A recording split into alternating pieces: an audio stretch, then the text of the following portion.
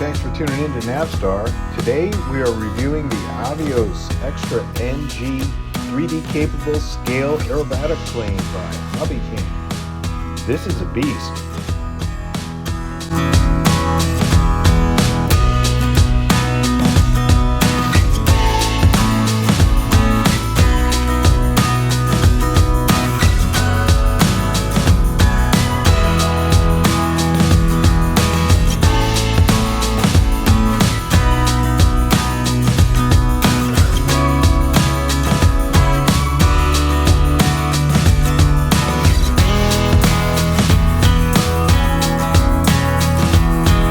The Extra 300 is a legendary aerobatic airplane designed by German engineer Walter Extra in 1987. Built for unlimited competition and high-powered maneuvers. It can pull up to 10 Gs or 10 negative Gs without breaking a sweat. Powered by a LiPo AE IO 540 engine, delivering 300 horsepower. It's got a top speed of over 250 miles an hour. So let's get into the flying. This model boasts a wingspan of 1,600 millimeters, approximately 63 inches, with a length of about 1,500 millimeters.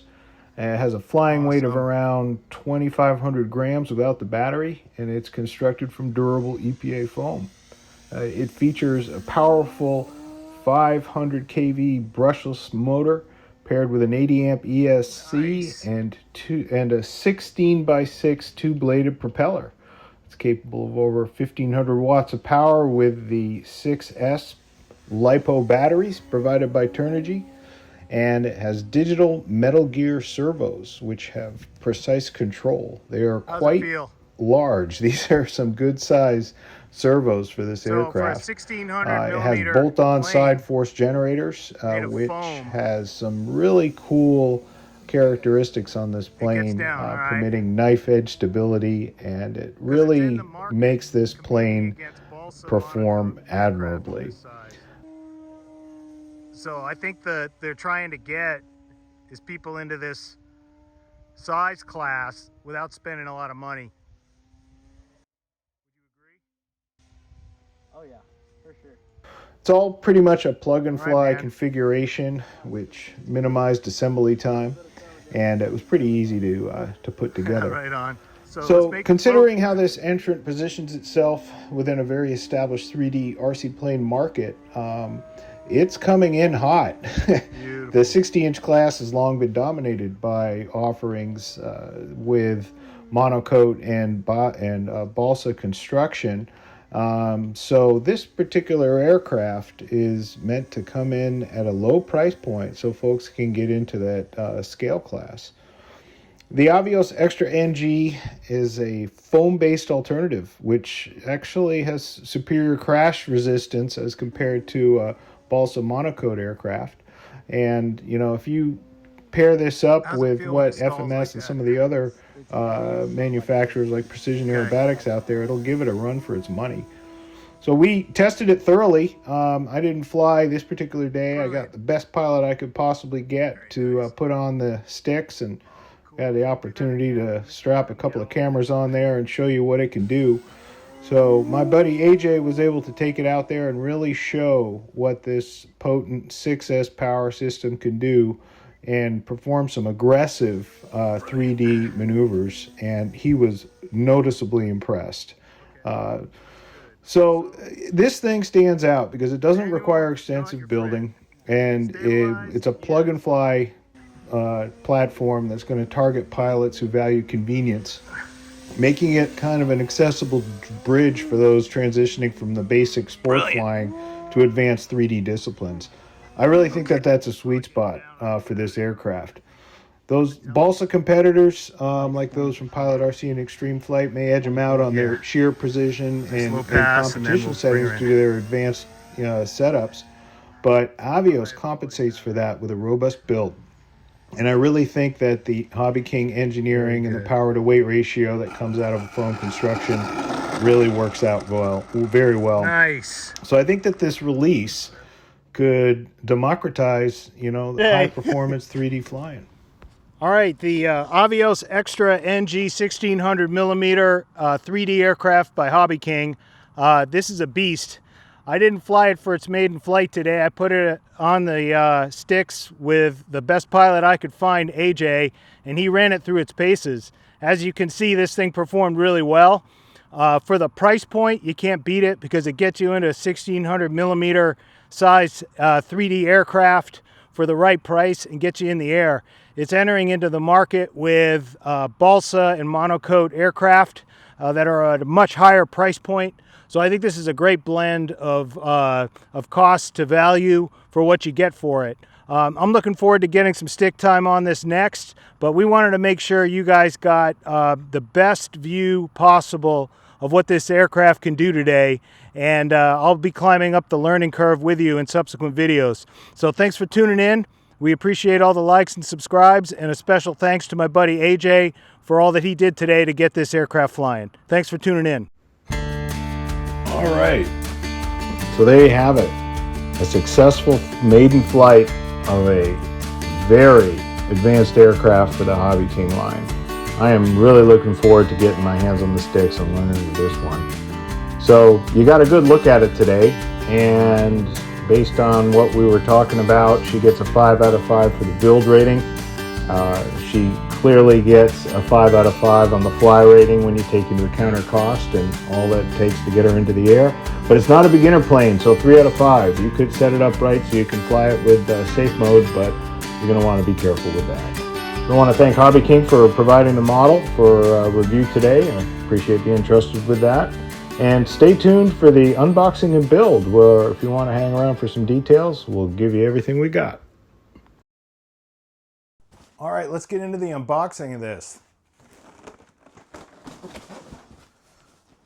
All the Avios products come well packaged. I've never had one arrive damaged. I think they do a really good job in getting these things over to us.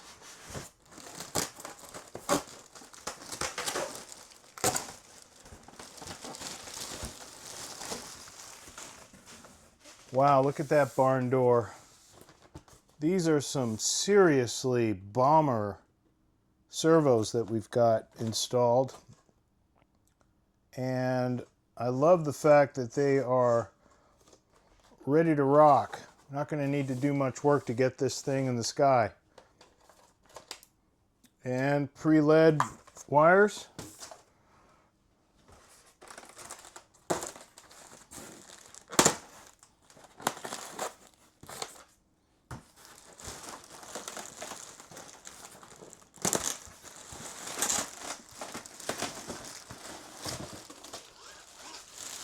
Same for the starboard wing.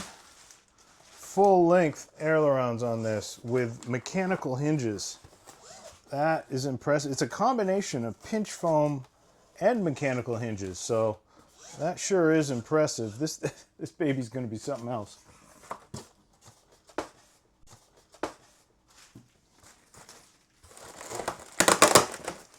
Now we have the cowling. Looks like to be pretty straightforward assembly.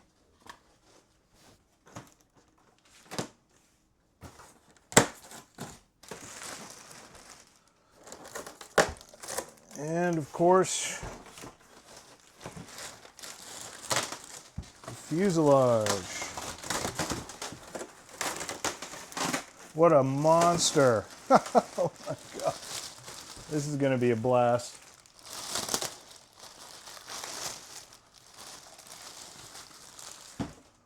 What a monster.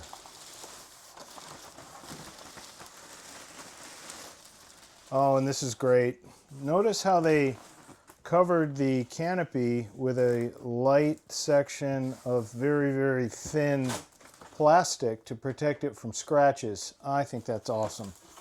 Nice job, Avios. Take a look inside here. I see that the engine is not installed yet, but it does have quite a large bay here, so it appears as though they've got a really strong firewall. We'll see how she holds up. Looks to be a little more stout than some other models that I've seen. Yeah, the horizontal stabilizers, everything in its own package. They are free from damage. Same deal. Pinch foam, but supplemented with mechanical hinges on each one of these. This is fantastic. Based on her size and power, she's going to need it. Carbon fiber. Very light, very strong. Both ends, very good. Vertical stab. All right, I see they got it set up so you're gonna have to glue that on a little bit. Well, that's all right. It's gonna be a good setup, I'm confident. Holy guacamole, look at the size of this. I think this is the same size prop as the Yak 11, if I'm not mistaken. It looks to be identical. In fact, here's a Yak 11. Same one. Very good. I like that. Part availability.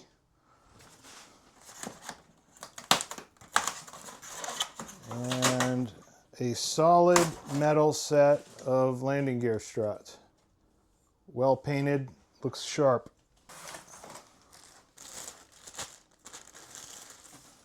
All right, got a set of those as well.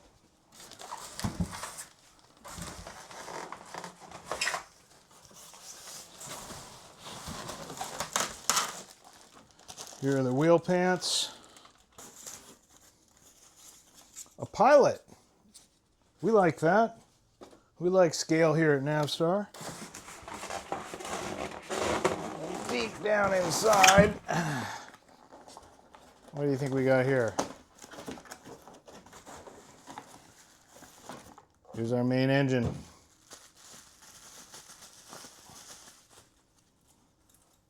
Turnigy F5055 500 kV. This thing's a monster and it's going to perform very, very well. And here's our spinner washer. I think that's it. Oh yeah, let's not forget. Handy dandy quick assembly guide. Because who reads directions? Okay, there you go. Well, we got one more thing in here. Always check. A couple more things in here. All right, the goodie bag. We'll dig into these during the assembly. And another piece for the firewall or the cockpit. So there you go. There's the unboxing. Pretty straightforward. I expect that the assembly will be the same. Honestly, it couldn't get any easier to put this aircraft together, but here are the parts all laid out on the deck here at Navstar. The tail needs to be glued in just forward of the hinge, which wasn't a problem at all with Uhu 4.